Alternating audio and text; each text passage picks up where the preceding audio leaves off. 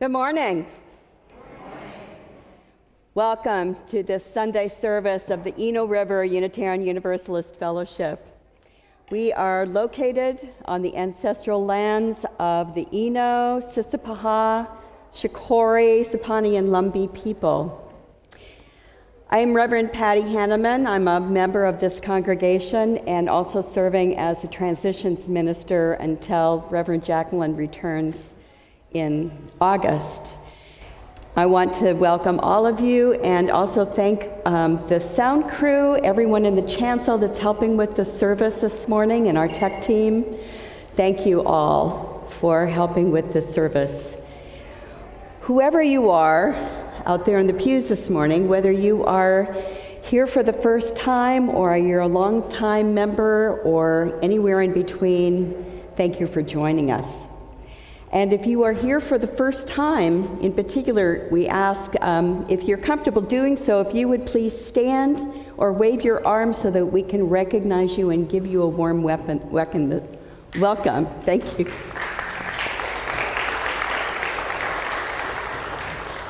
Warm welcome. Thank you. Let's take a moment now to center ourselves. Let's turn off our cell phones. Take a couple of deep breaths together. Breathing in the wonderful warm energy of this beloved community and breathing out any concerns or feelings that might keep us from being fully present with one another. Take another breath in and out, and we will begin our worship together with the sound of our bell.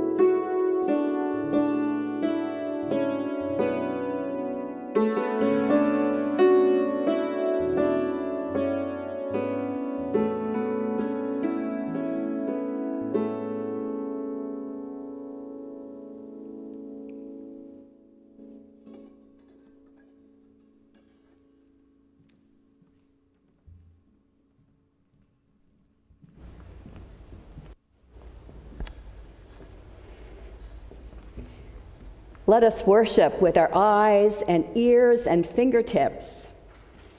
Let us love the world through heart and mind and body. We feed our eyes upon the mystery and revelation in the faces of our brothers and sisters. We seek to know the wistfulness of very young and the very old, the wistfulness of people in all times of life. We seek to understand the shyness behind arrogance, the fear behind pride, the tenderness behind clumsy strength, the anguish behind cruelty.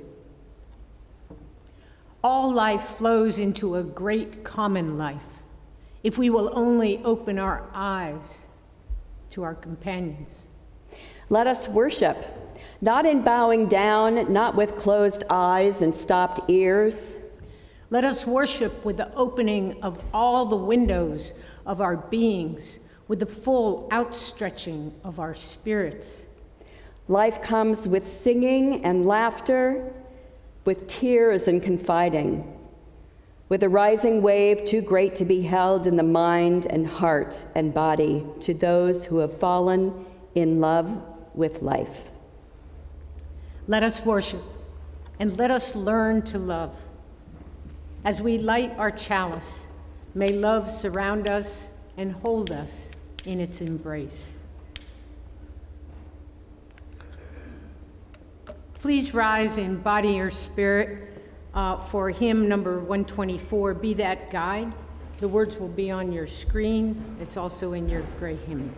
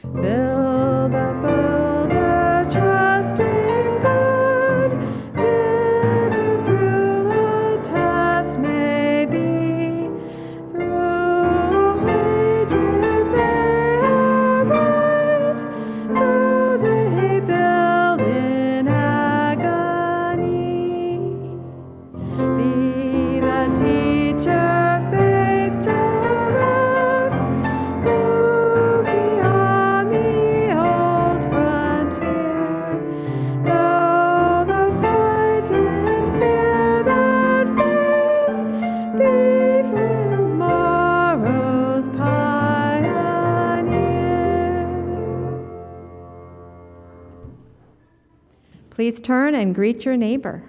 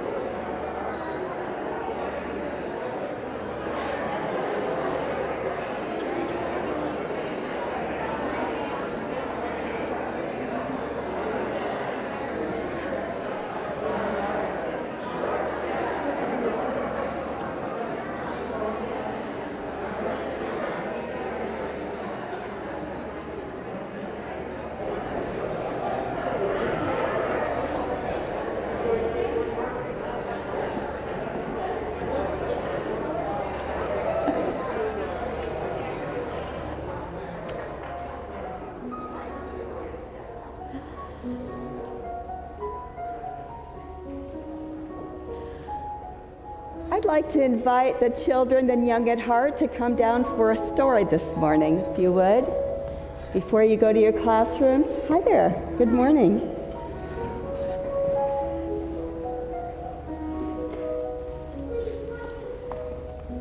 Good morning. How are you? It's good to see you all this morning. Got one more person coming? Two more people coming? Good morning. So I brought the Wonder Box with me again today, and I wonder what's inside the Wonder Box today. I have a couple of things. One is this. Anybody know what this is? What is that?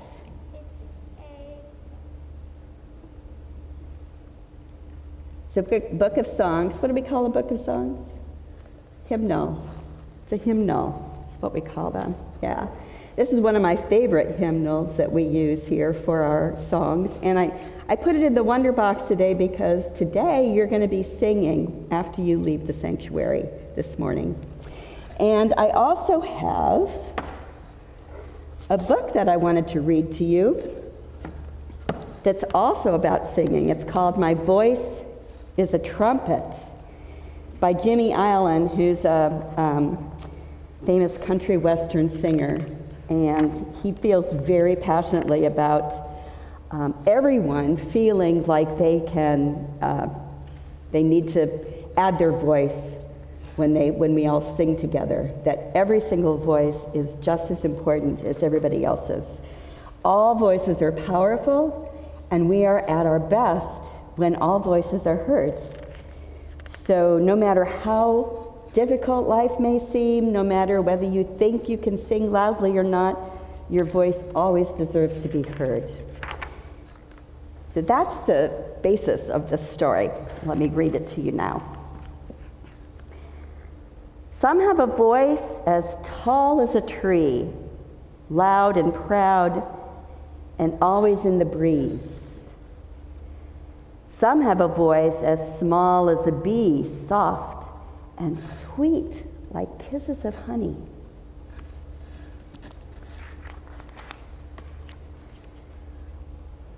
Some have a voice that's patient and wise, with lessons of life told through sparkling eyes. Some have a voice sunny and bright, a voice that can echo and light up the night.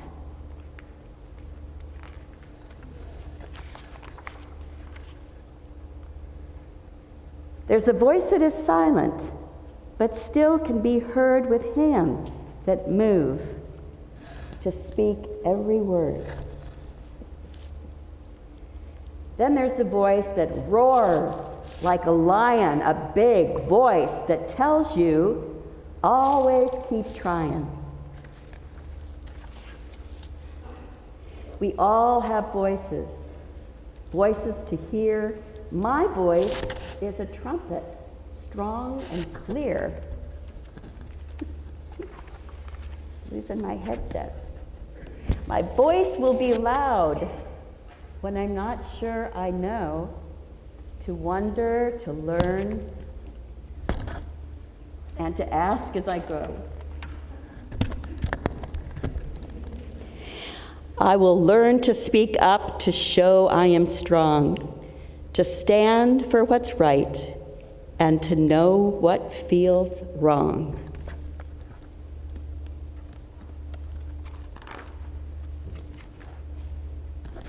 My voice is a rainbow after the storm, loving, comforting, safe, and warm.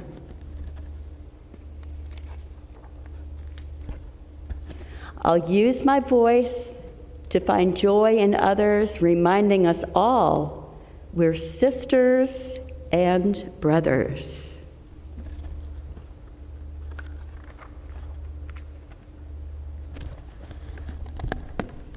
I'll say no to hate by using this voice and always choose love, a magical choice.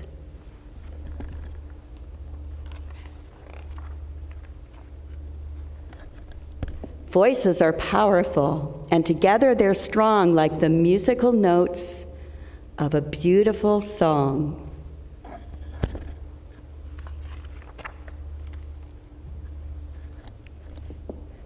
So here's the final question. How will you use your voice? And what kind of voice do you have? Did you recognize your voice in any of these pages? Think about it. And we invite you now to go to your classrooms as we sing you out of the sanctuary. Thank you for listening.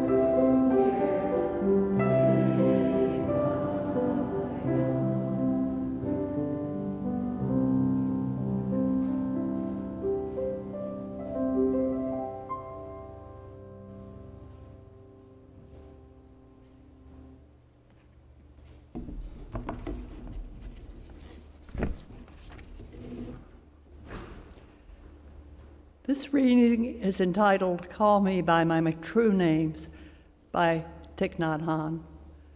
Do not say, I'll depart today, tomorrow, because even today I still arrive.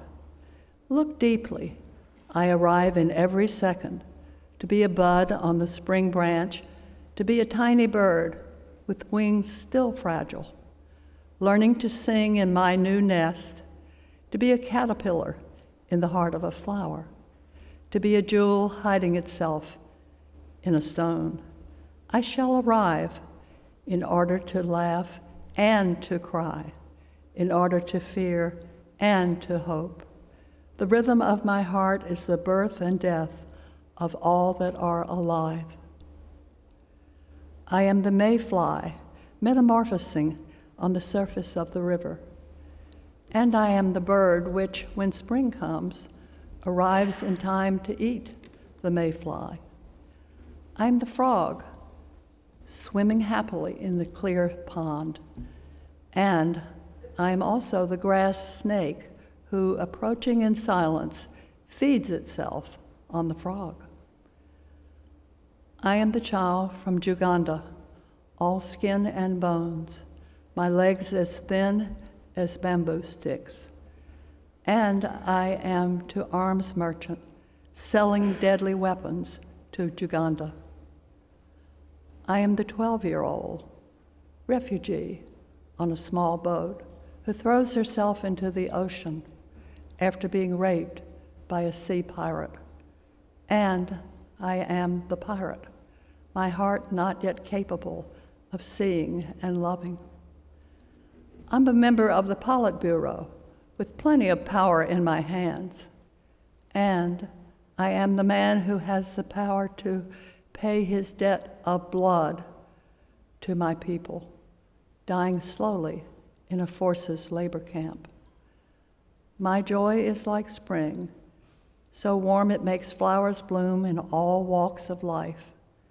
My pain is like a river of tears, so full it fills the 4 oceans. Please call me by my true names, so I can hear all my cries and laughs at once, so I can see that my joy and pain are one.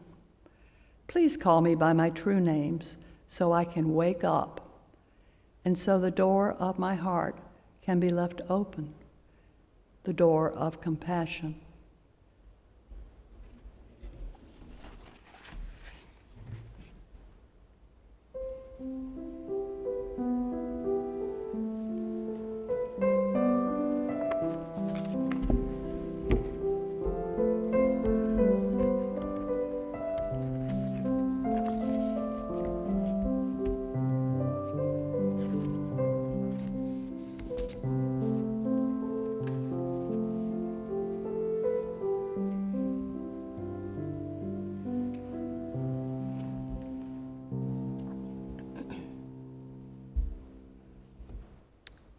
Please join me in the spirit of prayer and meditation. This morning, we link our hearts together in beloved community with gratitude for this very day, with prayers for all who are experiencing loss, illness, or hardship, and joy for all who are celebrating the many special life events with family and friends. We acknowledge these are challenging times, both close to home and throughout the world. May we have courage, strength, wisdom, and compassion to navigate these times. We are a resilient people who endure through trying times with the support of one another.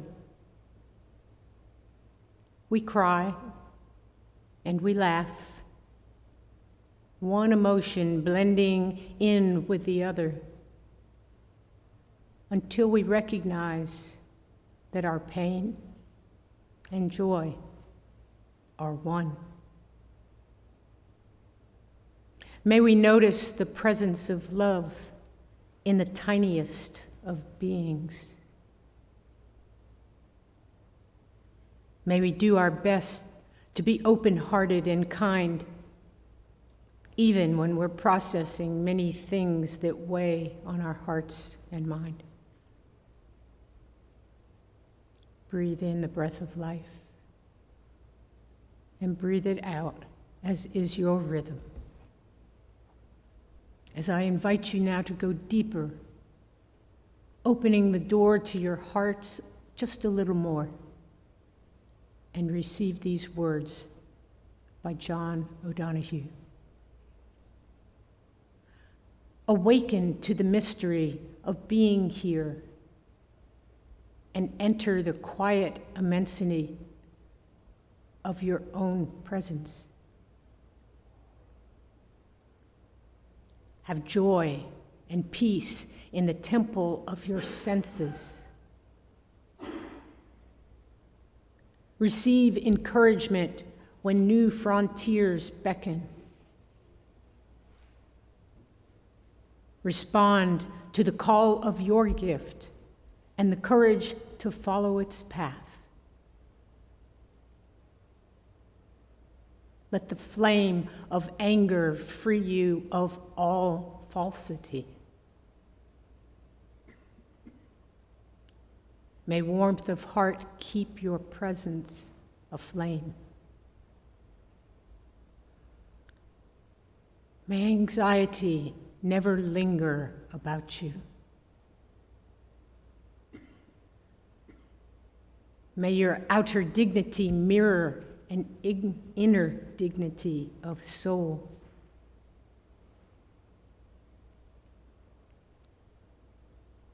Take time to celebrate the quiet miracles that seek no attention.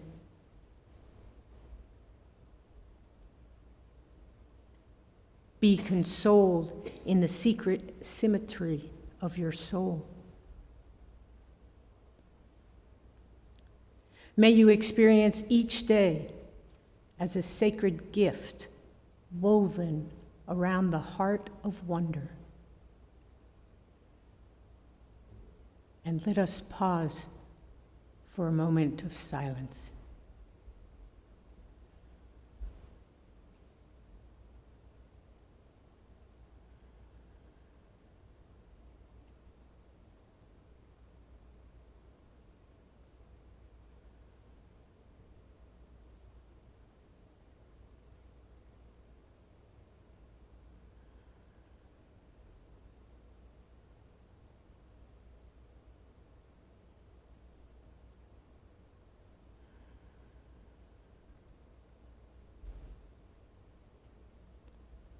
Amen.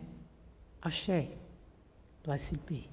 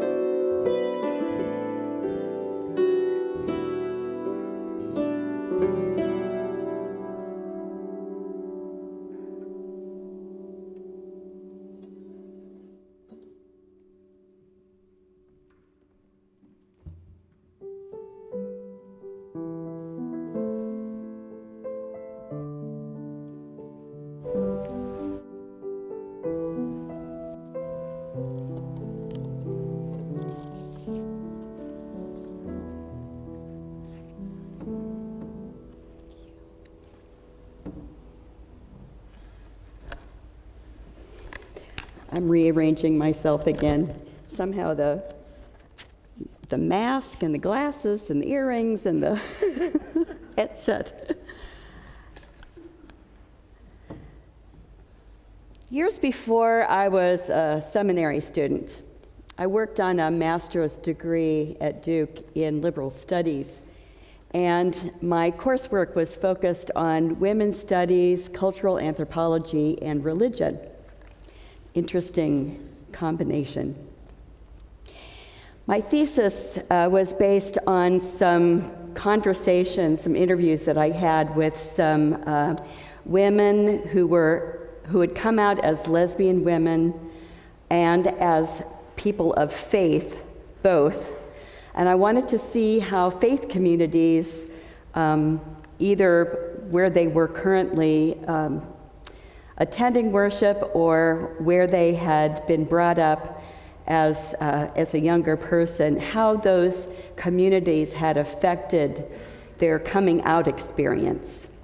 My working thesis was that the more conservative the faith community was that they came from, the more difficult their coming out experience might be. But I found that I was very wrong. There was absolutely no correlation between the faith communities they came from and their coming out experience. And this was really frustrating. You know, to have a working idea of what's going to happen and then not have it happen, so frustrating. But fortunately, I had a very wise and very patient advisor who encouraged me to keep looking at all of the interviews again and again and again. She said, "There is something there, but it's not what you were expecting to find." And then one day, I actually saw it. And it was like the heavens opened and the angels started singing, and I thought, why haven't I seen this before? Every interview began to make sense. It was not the churches. It was the parents. Each woman's personal relationship with God was the determining factor of how difficult the coming out experience was. And the difficulty that each woman had in coming out was, as a person of faith, was not shaped by the teachings of the congregations they were brought in, but how she defined and experienced the divine human encounter, and that in turn depended on her relationship with her primary caregiver. So if her mother had been emotionally abusive, the woman saw God as someone who found her unworthy. If her father was judgmental, the woman saw God as judging her sexuality. Conditional love from a primary caregiver correlated with the woman feeling that God only loved her if she stayed within the perimeters of what was accepted as appropriate sexual behavior, and on and on and on. Once I made this connection, my advisor led me to do some research on attachment theory and its impact on our religious faith.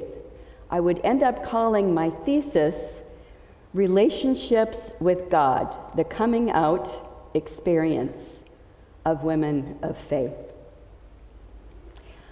I learned that the divine human encounter is deeply autobiographical. It is a reflection of our earliest human relationships. Our image of the divine represents the frustration of the loss of what we imagine to be the perfect holding environment, the garden that we feel that we have been banished from because our caregivers have not been able to give us exactly what we felt we needed as young children. When this idea is left unexamined, our ideas about the human-divine encounter can continue to be fed by negative concepts of those early unmet needs, our own or those who we hold in esteem and we tend to listen to. And yet, I say that the divine human encounter is the foundation on which our house of hope stands. As we continue our exploration of what a progressive liberal faith looks like, at the heart of this is a liberal theology, an understanding that that human divine encounter cannot ever be set in stone. Theology means talk about God, and so this morning we turn to talk about God, which is always a little bit tricky and needs to be approached carefully and tender-heartedly, because there is this strong correlation with our personal histories. In fact, because the word God has been used so often throughout history to manipulate and control, many people wonder if it's a useful word. And so I'm going to try to use other words to describe this ineffable force of nature this morning that many people refer to as God. Now, this is the great heresy of liberal religion, that our concept of the holy is always provisional, that it has to change. It changes depending on where we are in our faith journey. It changes depending on how we view our relationships and what we need to heal. It changes depending on where we are collectively as a moral, ethical society, and how we view our relationships with the earth's creatures, and with one another. It changes based on scientific knowledge and our understanding of the physical universe. In the past, Cartesian dualism, Newtonian physics, quantum mechanics, string theory, all of these have informed and changed our image of that great mystery and of that divine human encounter. Consider, for instance, the Judeo-Christian scriptures, which I study quite often. If you read the Bible from start to finish, you'll notice that there's character development with their Yahweh.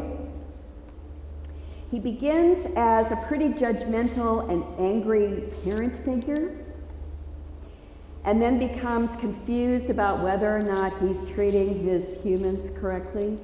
And then he moves on to the heavenly rule maker, then the heavenly justice maker, and then finally, in the New Testament, to a father of pure, unconditional love. So he improves as the spiritual maturity of his people improves, and his image softens as relationships between people begin to soften. Seen in its entirety, the Bible tells a story about an ongoing spiritual journey of a people, documenting the divine human encounter over time, over centuries. And unfortunately, because it has all of these images and metaphors throughout its pages, regardless of where people are on their own personal spiritual journeys, they will find a God in those pages that matches the place where they are on their path. Progressive theologians have deconstructed image after image of a being that functions to oppress. We have dethroned the king, we've undone the father, we've exposed the fallacy of the white, male, straight, able-bodied, unmoved mover, and more. Theodore Parker, who was a 19th century Unitarian minister, said this, and I think he said it well. He said, "The goodness of God is manifest in that God gave humanity the power to judge every image we create, and if we find it wanting, to create new ones." To create new ones. If this is the case, then how can I say that the divine-human encounter is the foundation upon which our faith rests? Doesn't it feel a little bit more like shifting sands if we're completely okay with changing the images through time? When I was in seminary, I think part of the reason I went to seminary was because I was looking for new images of this life force. And I was drawn to a course that was taught there called process theology. Process theology was first described by mathematician Alfred North Whitehead. And this was about a century ago already.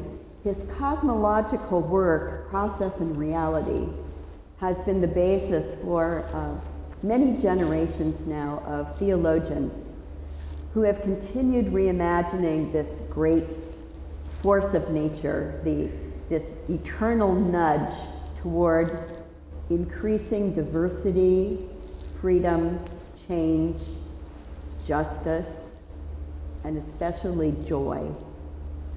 It's a concept that encourages constant reimagining of the metaphors that we use for this holy life force. This life force, process theology sees as a constant instigator of needed transformation wherever there is oppression or injustice, abuse or neglect.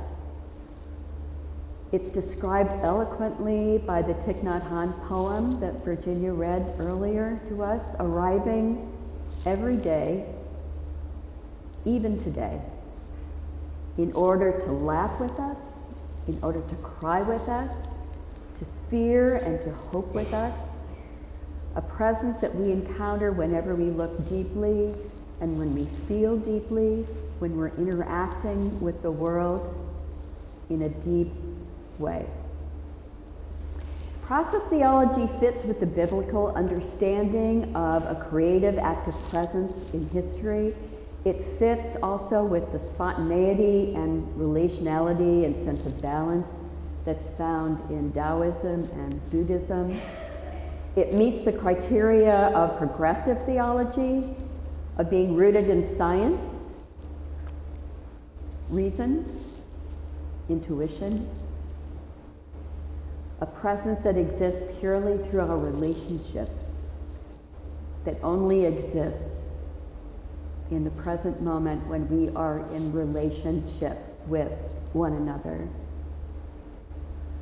And as I've done more exploring into my own history and proclivities, especially through study of the personality type indicators such as the Myers-Briggs and the Enneagram, I have learned that this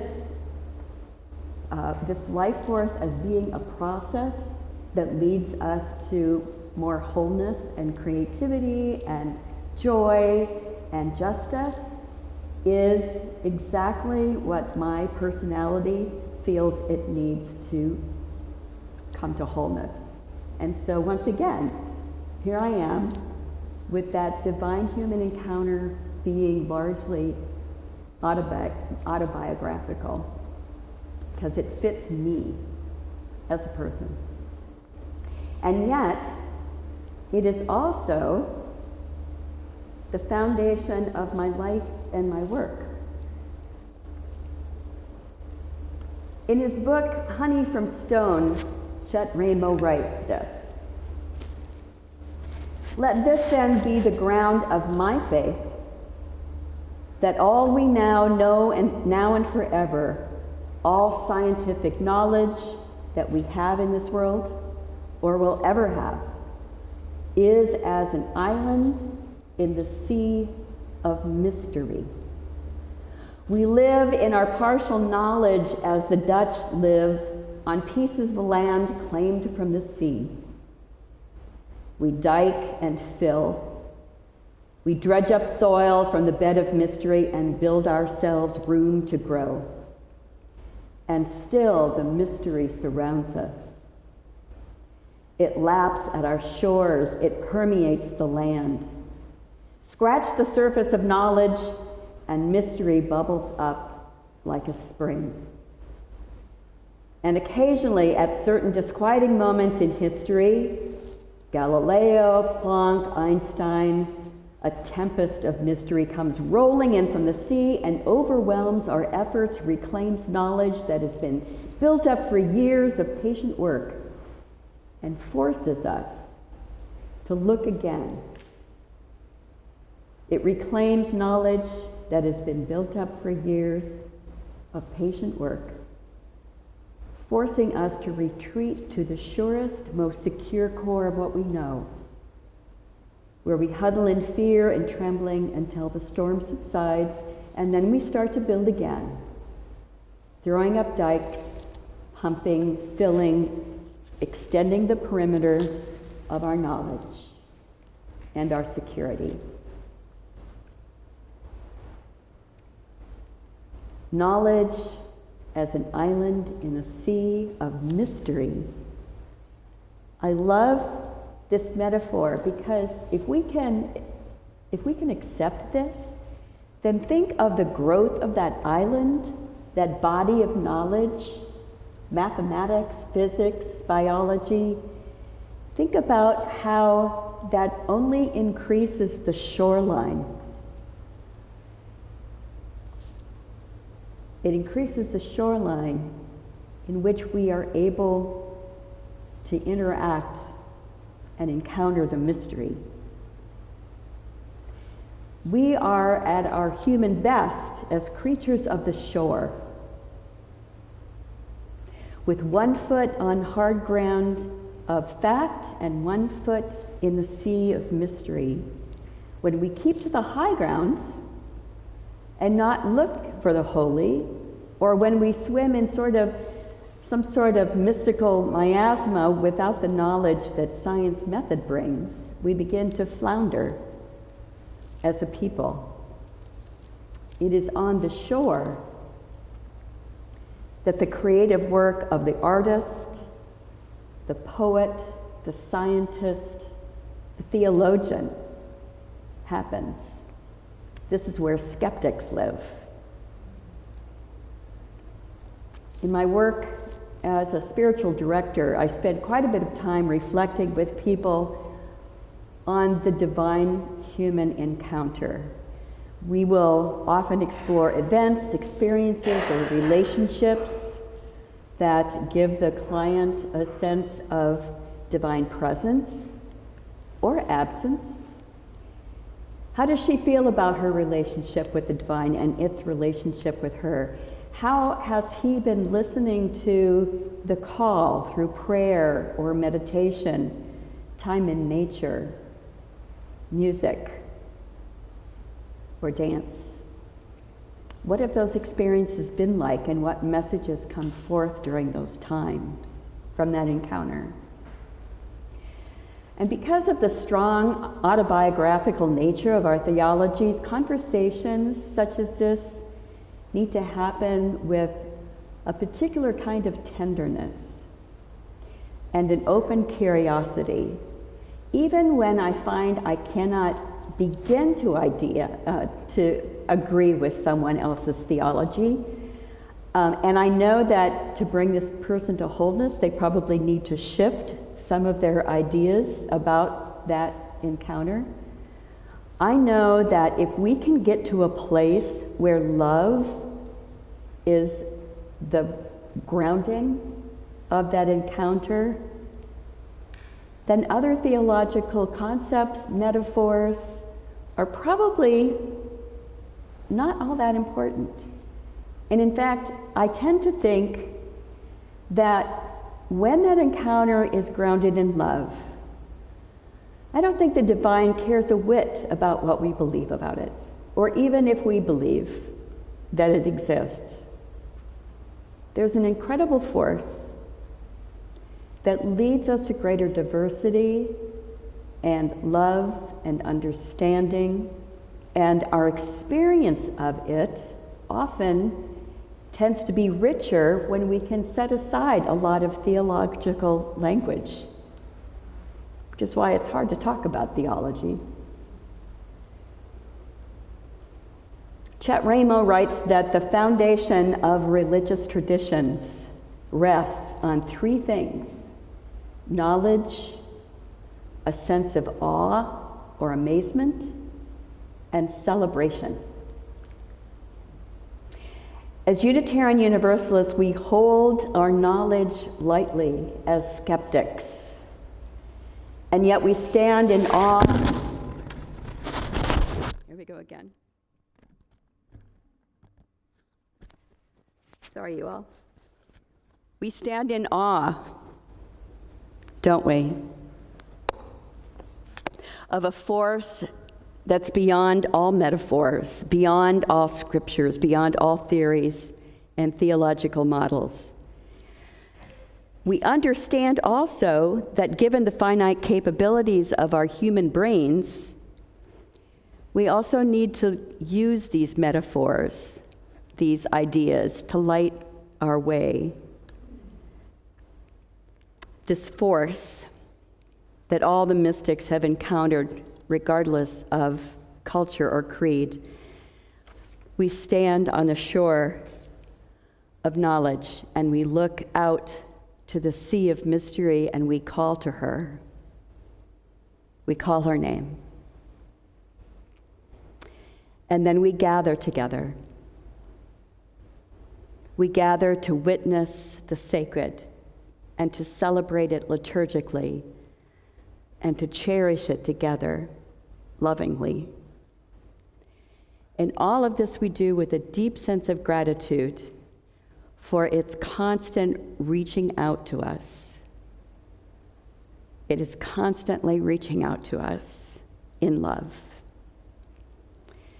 And in this gratitude, in this celebration, we are led to a deeper sensitivity of joy and pain, and a deeper sense of the oneness of everything and our place in it. And this, my friends, is the foundation of our faith. May it be so. Amen, Ashe, and blessed be. I call now for us to take up our morning offering. Will the other ushers please come forward?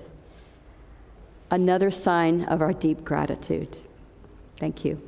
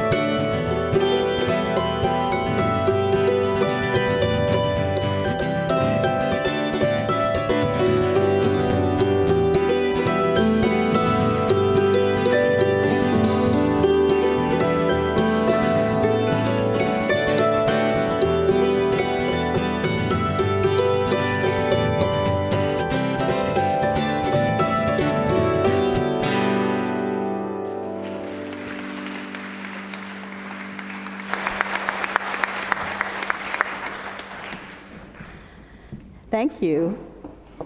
And thank you all for your generosity this morning. Our closing hymn this morning is The Oneness of Everything. It's number 1052 in your teal hymnal. It'll also be on the screen.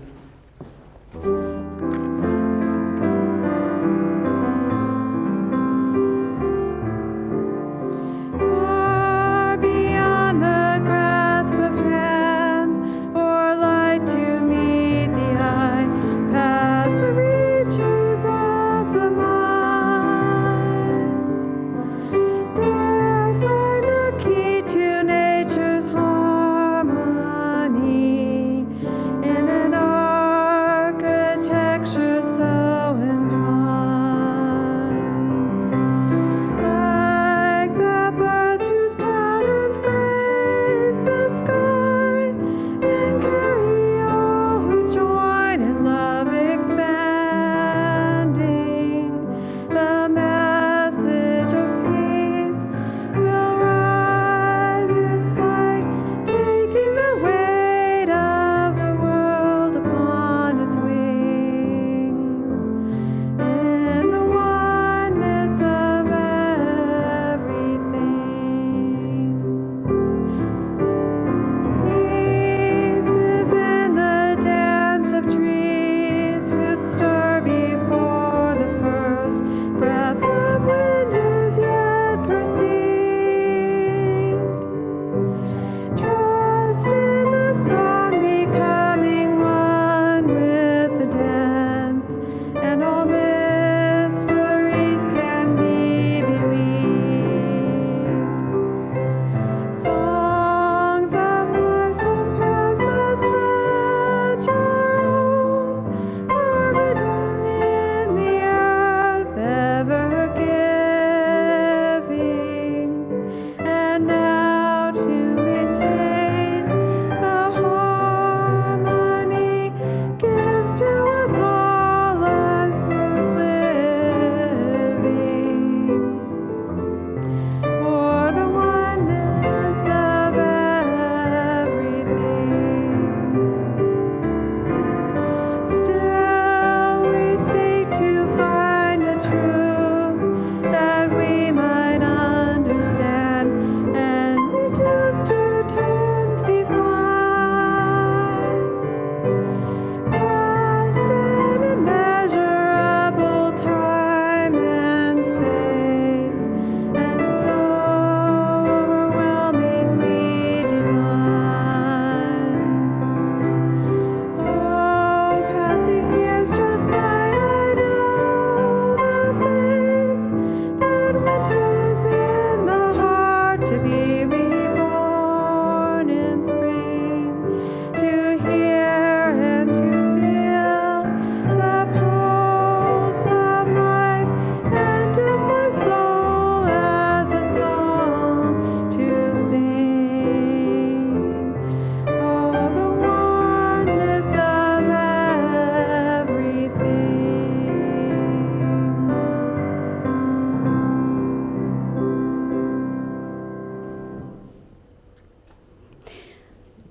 May you come to accept your longing as divine urgency, and may you know the urgency with which the divine longs for you.